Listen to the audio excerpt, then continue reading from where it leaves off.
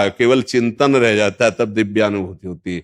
जब मैं का विस्मरण हो जाता है, जब तक करता रहता है तब तक दिव्यानुभूति नहीं रहती, चाहे वो सत्य साधन ही क्यों ना हो। और जब सत्य साधन में कर्ता का विलय हो जाता है तब भगवत तत्व का अनुभव होता है, चाहे वो आत्म तत्व को हो या भगवत तत्व को हो, एक ही सुर, तब दिव्यानुभूति होती है। स्त्री पुरुष भाव का मिट जाना और मैं भगवत चिंतन कर रहा हूं इसका भी नष्ट हो जाना, लय हो जाना, केवल चिंतन हो रहा है। को हम कहां बिसर सुधि गए, मैं कौन हूं कहां हूं ये सुधि खत्म। देह कुटुंब ते जाए छूट सब ही विधि नातो, ब्रह्म नहीं माया नहीं, नहीं जीव नहीं काल, अपनी हूं सुधि ना रही, एक रहे नंदलाल।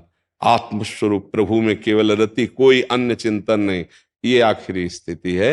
इसका वर्णन है। गोपिकाएं बस इशारे में उद्धव जी को कह रहे, कान भय प्राण में, प्राण भय कान में, ही में न जान परे कान है कि प्राण है, नाहि न रहो ही वहां ठौर, अब जगह नहीं रह गई। उद्धव नाहि न रहो ही वहां ठौर। अब वो समझ पाए तो समझ पाए, जब मैं था तब हरि नहीं, अब हरि है मैं नाई। जब मैं था तब हरि नहीं, अब हरि है मैं नाई, केवल हरि ही हरि, मैं हरि का चिंतन कर रहा हूं, ये भी गया, तब वो दिव्यानुभूति होती है। वही भगवत स्वरूप महात्मा हो जाता है, चाहे गृहस्थ हो चाहे विरक्त हो। अब उसमें और भगवान में कोई अंतर नहीं। उसका मन भगवान, उसका बुद्धि भगवान, उसका चित्त भगवान, उसका अहम भगवान, उसकी चेष्टा भगवत स्वरूप, उसकी वाणी भगवत स्वरूप, उसका दर्शन भगवत स्वरूप, और वो भगवत प्राप्ति कराने में समर्थ होता है। जो ऐसा होता है, सातरति सातरति सा लोकान तार्यति मम भक्ति युक्तो भुवनम पुनातु, वो लोक के लोक पावन कर सकता है, पर ऐसा करना बहुत कठिन है।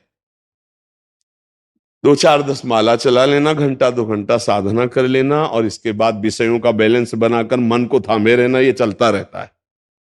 लेकिन मन को निर्विषय करके सच्चिदानंद में एकाकार बुद्धि तदाकार तन्मयता, लाखों भक्तों में कोई एक, लाखों साधकों में कोई एक, बिरला गुरु कृपा पात्र ऐसी स्थिति को प्राप्त होता है जी। अब चूंकि आध्यात्मिक की ऊंचाई की बात है तो सब पता नहीं सबकी समझ में आए कि ना, पर जो साधक हैं वो तो समझ ही रहे हैं। जब तक देह शुद्धि है तब तक स्थिति का कोई महत्व नहीं है। जब देह शुद्धि विस्मृत होकर के फिर महाराज जी जो अनुभव होता है वो अंदर का अनुभव भी होता है, बाहरी चक्षु नेत्रों से भी हम, जैसे महाराज जी आपने कभी अंदर जैसा चिंतन चलता है वैसे ही बाहरी दिखाई देता है। इन इंद्रियों की ताकत नहीं है कि अंदर के चिंतन से रहित कुछ देख लें। जैसे हमारी आंख खुली हो, हमारे अंदर चिंतन चल रहा है किसी कामिनी का, भोग वासना जनित, तो सामने भगवान की छवि हो तो दिखाई नहीं देगी, केवल कामिनी दिखाई देगी और उसकी भोग वासना। ऐसे वो कामिनी के संग है, भोग वासना की स्थिति है, लेकिन उसका चिंतन सच्चिदानंद में तो कहीं कुछ नहीं है। एक स्थिति होती है, बस ये इसी स्थिति का साधक जन जो वास्तविक साधना में लगे हैं, गुरु कृपा से इंतजार करते रहते हैं कब वो दिन आएगा कि हम देह भाव विस्मृत होकर अपने प्रभु में तन्मय हो जाएंगे। पर वो अथक परिश्रम अर्थात पूर्ण पुरुषार्थ, कायर पुरुषों को नहीं स्थितियां प्राप्त होती। जिद्दी स्वभाव, हठी स्वभाव, जिसमें लगा उसमें लगा, तन्मयता प्राप्त, हारता है तो भी जो वीर पुरुष होता है ना, घुटने टेक कर वो डबल बलशाली बनता है। अगर हार गया तो और जोश आया और आगे निकला। यहां कायर पुरुष नहीं है, वीर पुरुषों का मार्ग है। हो जाएगा कृपा से, वो पड़े हैं तो खूब खाओ भंडारा चक आनंद पाओ आनंद लो, वो बस इतना है। नहीं, नहीं खान पान ते भावे है, नहीं कोमल वसन सुहावे है, सब विषय लगे ते खारा है, हरि आशिक कामग न्यारा है। जो भगवान का लाडला आशिक होता है उसे कुछ सुहाई नहीं देता। पहले अनुभूति, बाद में व्यवहार, बाद में पद, पहले परम पद। यहां होता है पहले ही सब। मैं के आगे कोई भी उपाधि जो साधक स्वीकार कर लेता है वो परम पद का अधिकार खो देता है।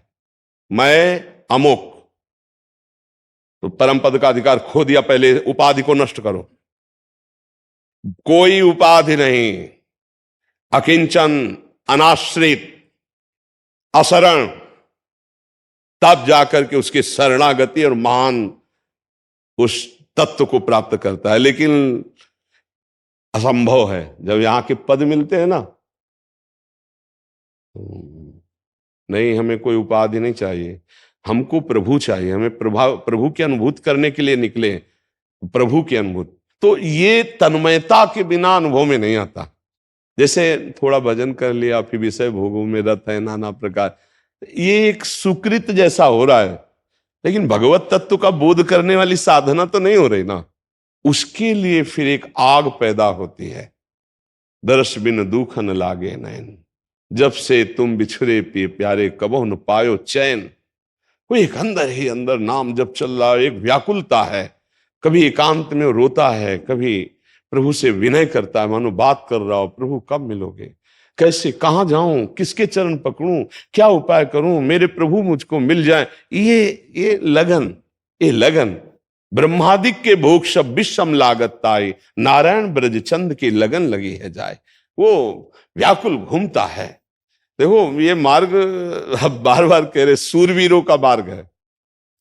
जैसे सूरवीर के घाव होता है ना, तो वो हताश या निराश नहीं होता, उसको और एक वीरता आती, और कायर खून देख के भाग पड़ता है। तो जहां कोई विपत्ति आई, निंदा हुई, उपहास हुआ, तो बोले यार जब से भक्ति शुरू की ना तब से बड़ी परेशानी है, भाग पड़ा, कायर है। वीर पुरुष और के अब रंग आएगा।